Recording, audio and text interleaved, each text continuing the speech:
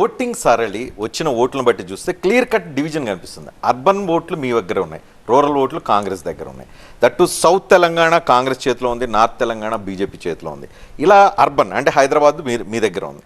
ఇలా clear cut మూడు పార్టీలు పంచుకున్నాయి. ఓటర్ల మదిలో కూడా మీరు అర్బన్ ఓటర్ల మదిలోనే ఉన్నారు, రూరల్ ఓటర్లలో ఎక్కడో మీకు లోపం జరిగింది అనేది క్లియర్ కట్ అర్థం కాలేదు. లేదండి, తప్పు మీరు చెప్పేది. ఎందుకంటే మాకు వచ్చినాయి 39 సీట్లు, 119లో 39 అంటే సరిగ్గా మూడో వంతు.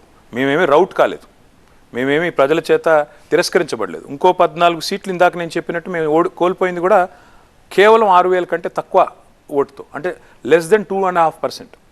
సో అట్లా చూసినప్పుడు ఇవాళ మీరు చూస్తే హైదరాబాద్లో 16 సీట్లు గెలిచాం జిహెచ్ఎంసీ పరిధిలో, మిగతా 23 సీట్లు రూరల్లోనే కదా గెలిచింది, రూరల్ డిస్ట్రిక్ట్సే కదా. కాబట్టి రూరల్ లేదో మేము లేము అనేది తప్పు. ఎందుకంటే ఇవాళ మీరు చూసినట్టయితే మెదక్లో 7 స్థానాలు గెలిచాం, కరీంనగర్లో 5 స్థానాలు గెలిచాం. అట్లా చూసుకుంటూ పోతే ప్రతి జిల్లాలో ప్రాతినిధ్యం ఉంది. ఇవాళ టీఆర్ఎస్ పార్టీకి ప్రాతినిధ్యం లేని ఏ జిల్లా లేదు, ఉమ్మడి జిల్లా తీసుకుంటే. కాబట్టి దీనికి కారణాలు 100 ఉన్నాయి. ఇప్పుడు దాన్ని పెట్టుకుంటే చర్చ క్విక్గా దీన్ని కంప్లీట్ చేస్తాను. కాంగ్రెస్ మార్పు కావాలంది, మీరేమో పాజిటివ్ ఓటు కావాలన్నారు. ప్రజలు యాంటీ బీఆర్ఎస్ ఓట్లు వేశారనుకుంటున్నారా, మార్పు కావాలన్న కాంగ్రెస్ స్లోగన్ యాక్సెప్ట్ చేశారను? నేను అనుకోవడం అయితే ప్రజలు తప్పు చేయలేదు, నేను ప్రజలను నిందించను. ప్రజలు తప్పు చేశారన్న మాట పొరపాటును కూడా మాట్లాడిన. ఎందుకంటే అదే ప్రజలు ఈరోజు తప్పు చేశారు నేనంటే, మరి 2014లో 18లో అదే ప్రజలు మాకు అధికారం ఇచ్చారు. కాబట్టి ప్రజలు తప్పు చేయలేదు.